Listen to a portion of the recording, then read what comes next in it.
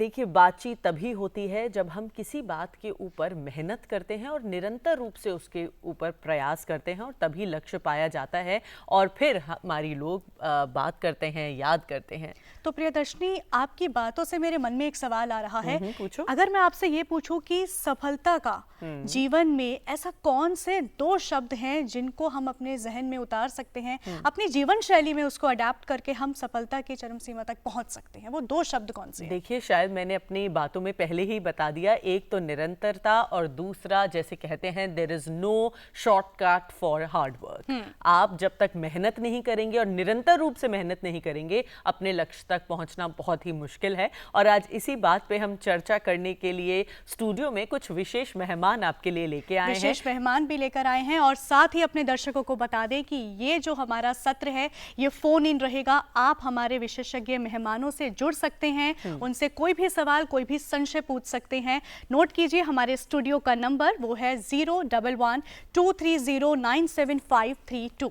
तो अपने सवालों के साथ में आप हमसे जुड़िए स्टूडियो में। चलिए, अपने मेहमानों का उम्मीद है कि आप सभी सवालों के साथ ऑलरेडी तैयार होंगे, तो बिना किसी विलंब के इंट्रोड्यूस करते हैं हमारे पहले मेहमान को। आइए मिलकर स्वागत करते हैं प्रोफेसर सुधीर सिंह का, from department of political science, Delhi university. Sir, आपका बहुत बहुत स्वागत है। और दूसरे मेहमान हमारे साथ परोक्ष रूप से जुड़ी हैं, जिन्होंने मेहनत को न केवल अपनाया बल्कि दूसरों के लिए एक आदर्श भी साबित हुई हैं। आइए स्वागत करते हैं मिस संस्कृति त्रिवेदी जी का। आपका बहुत स्वागत है डीडी मॉर्निंग शो में।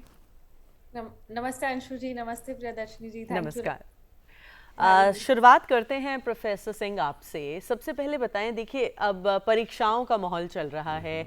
कल ही नीट की परीक्षा हुई, जेईई की आने वाली है, और बच्चे ऐसे में देखिए शॉर्टकट का ज़माना है। हम जैसे बात कर रहे थे, हर चीज़ आपको बाइट साइज चाहिए कि जल्दी से करें और आगे बढ़ें। लेकिन इन परीक्षाओं के नज़रिए से अगर बात करें तो आपको क्या लगता है, मेहनत, परिश्रम और निरंतरता कितनी ज़रूरी है किसी भी परीक्षा में आगे बढ़ने के लिए? देखिए, हार्ड वर्क का कोई जवाब नहीं है, निरंतरता उसमें होना चाहिए और बहुत फोकस होना चाहिए। आपका जो सिलेबस है वो आपको बढ़िया से देखना चाहिए, समझना चाहिए।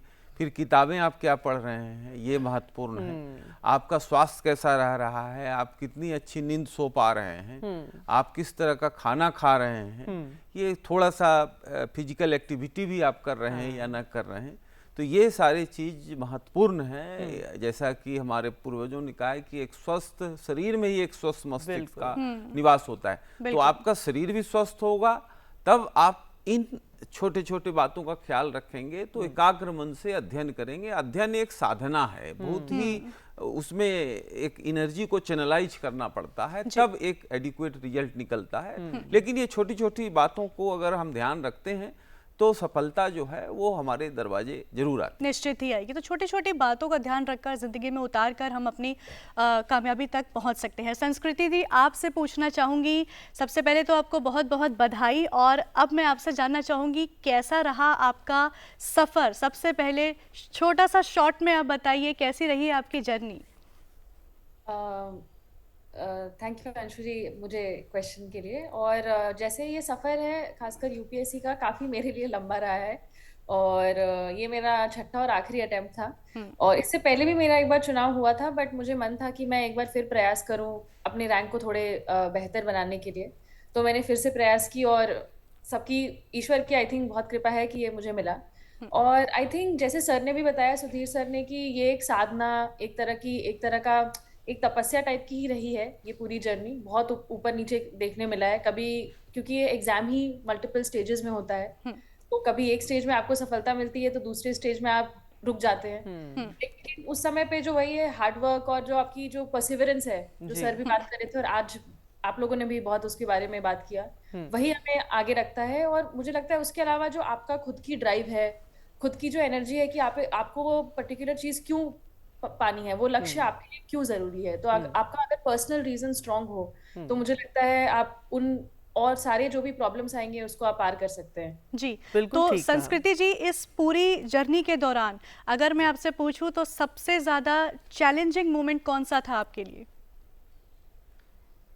मुझे लगता है जब मेरा प्रीलिम्स जो पहला स्टेज होता है यूपीएससी का वो 2 बार नहीं हुआ था, तो दूसरी बार जब नहीं हुआ तो काफी निराशा हुई थी, क्योंकि ऐसा लग रहा था कि समय रुक गया है, मैं आगे बढ़ ही नहीं पा रही हूँ और कुछ आगे इस एग्जाम में प्रदर्शन कर ही नहीं पा रही हूँ। पर आई थिंक मैंने इस टाइम पे थोड़ा अंदर देखा कि सही में क्या प्रॉब्लम एग्जाम में है या मेरे प्रेपरेशन में है, और मैंने ये पाया कि प्रेपरेशन में कमी थी, मेहनत में कमी थी।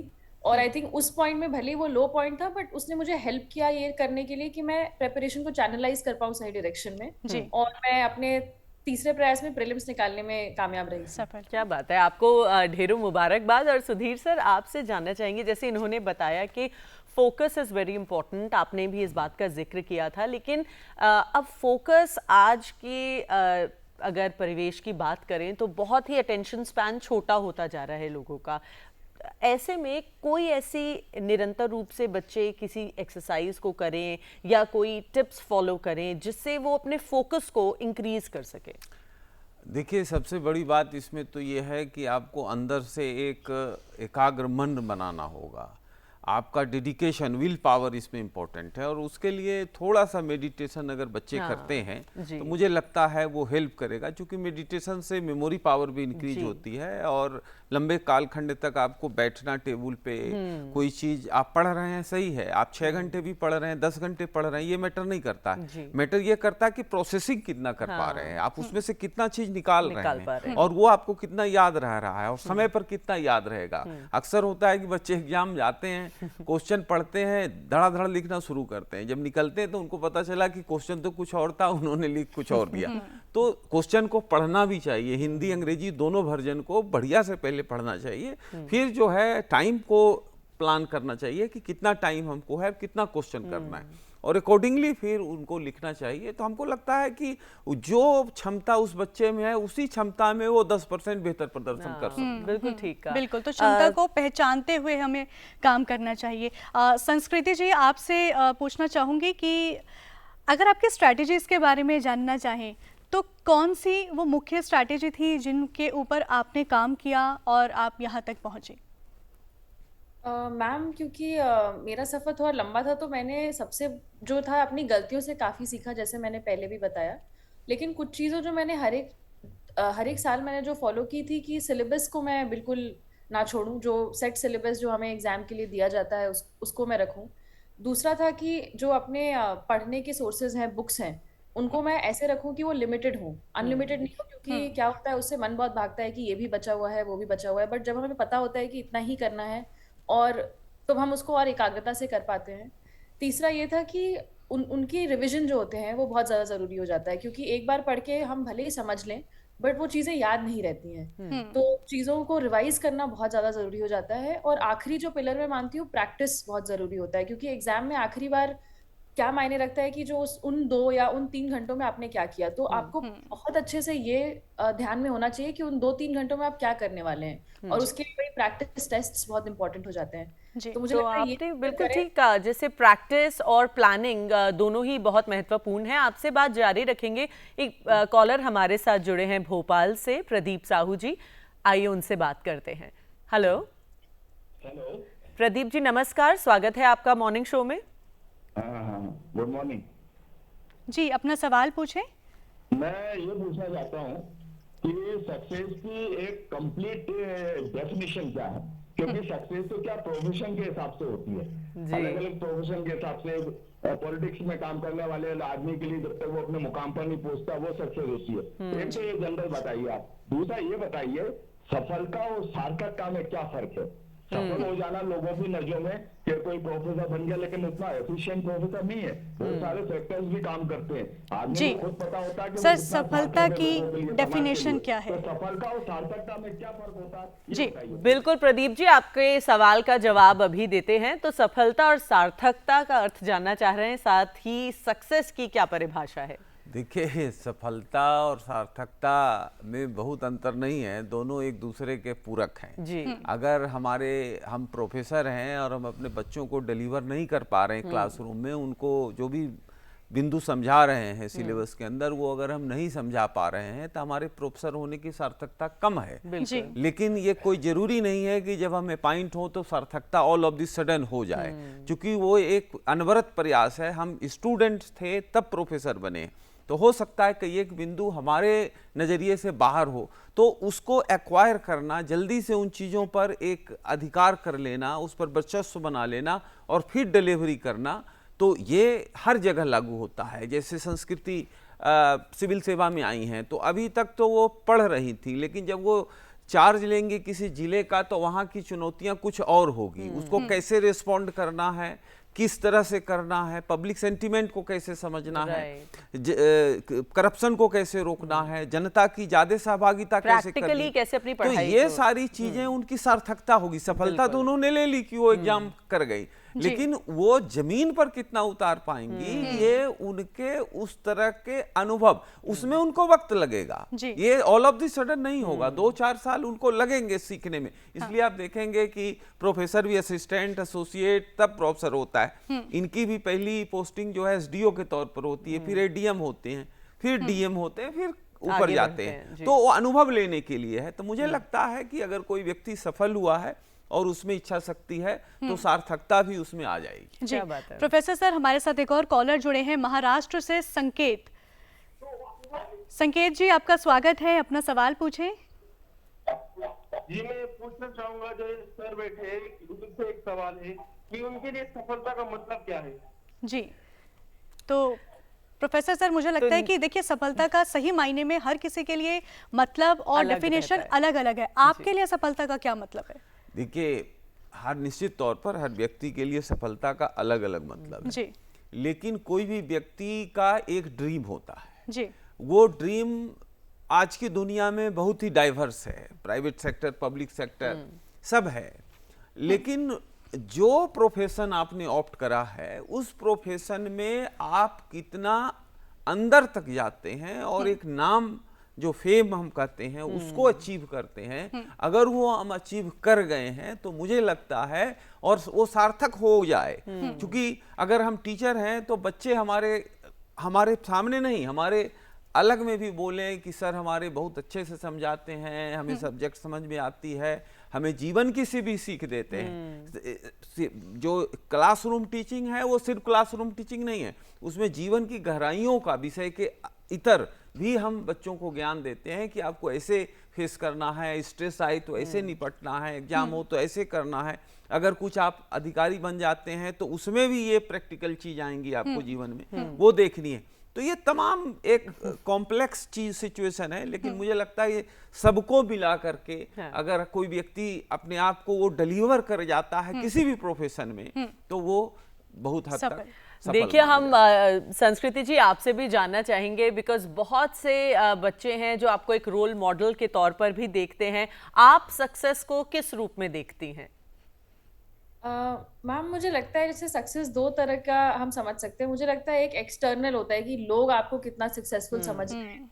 तो जब हम ये एग्जाम क्लियर करते हैं या कुछ पद पे पहुंचते हैं तो वो बहुत एक्सटर्नल होता है। बट बहुत ज्यादा जरूरी है कि इंटरनल भी हम अपने ऊपर रखें कि हमारा डिफिनेशन खुद का क्या है, जैसे सर भी बोल रहे थे। तो मुझे लगता है कि अगर मेरा किसी भी चीज में अगर मैं कल से आज बेटर हूँ या आज थोड़ा भी मैंने एक्स्ट्रा सीखा है, कुछ भी नया किया है, तो मेरे लिए वो सक्सेस की तरह होता है। तो मैं वो दोनों ही बैलेंस रखना चाहती हूँ कि ठीक है, एक्सटर्नल तो ठीक है, बट इंटरनली भी मैं एक सक्सेसफुल फील करूँ, मैं फील करूँ कि मैंने कुछ नया किया, कुछ नया सीखा। बिल्कुल, वो सफलता रहती है। संस्कृति जी, एक और आपसे बात मैं पूछना चाह रही थी, क्योंकि आपने जैसे जिक्र किया काफी लंबा सफर आपका रहा है, ऐसे में आपने अपने आप को निरंतर रूप से मोटिवेटेड कैसे रखा?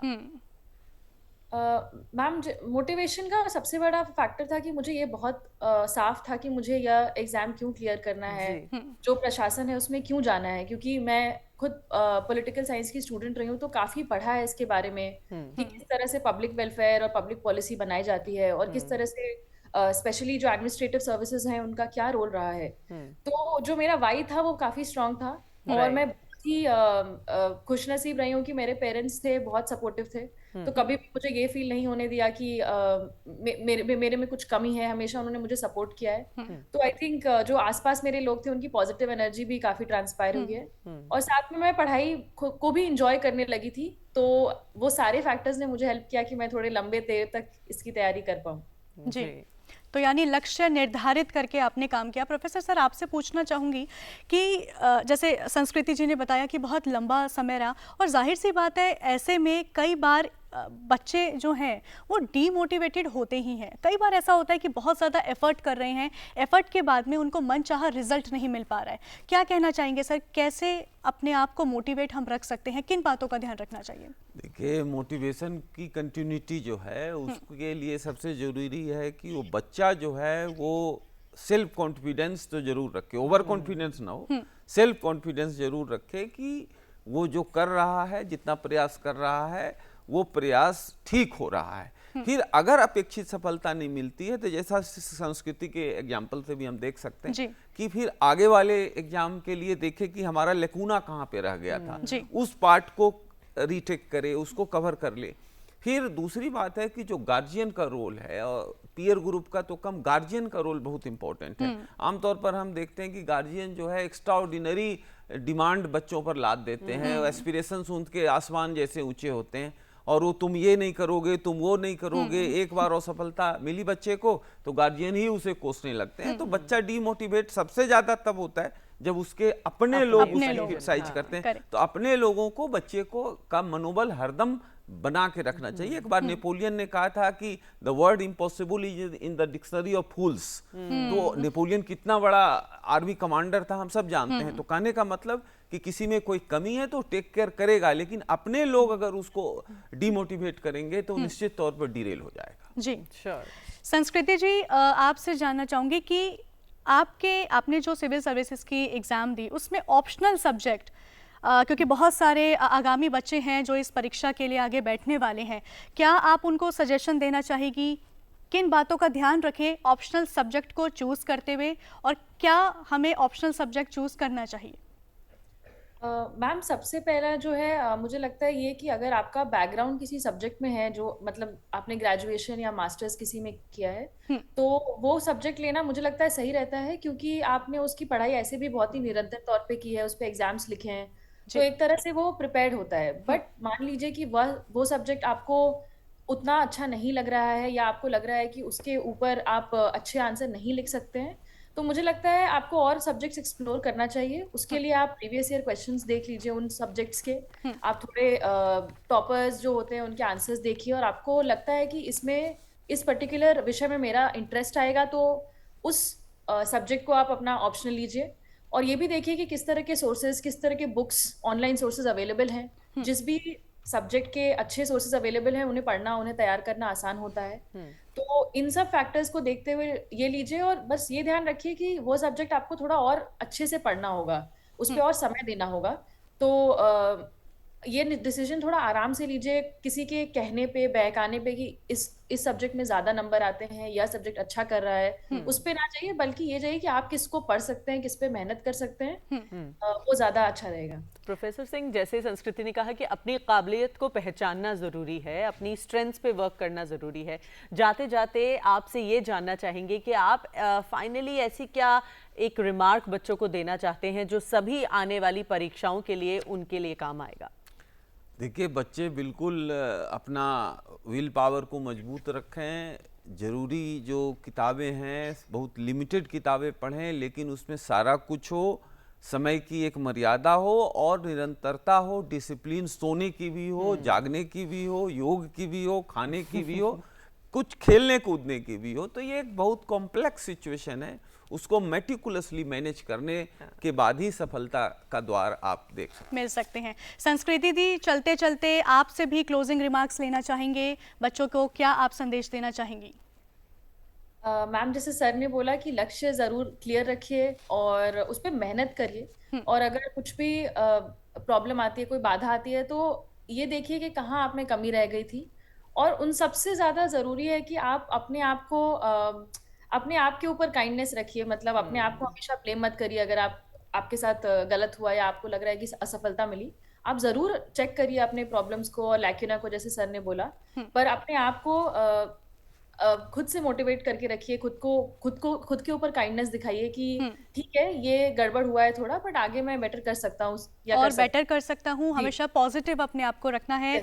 प्रोफेसर सुधीर, संस्कृति जी, आप दोनों हमारे साथ कार्यक्रम में जुड़े और इतना अच्छा सही मार्गदर्शन आपने हमारे युवाओं को दिया, उसके लिए बहुत बहुत धन्यवाद। धन्यवाद। धन्यवाद।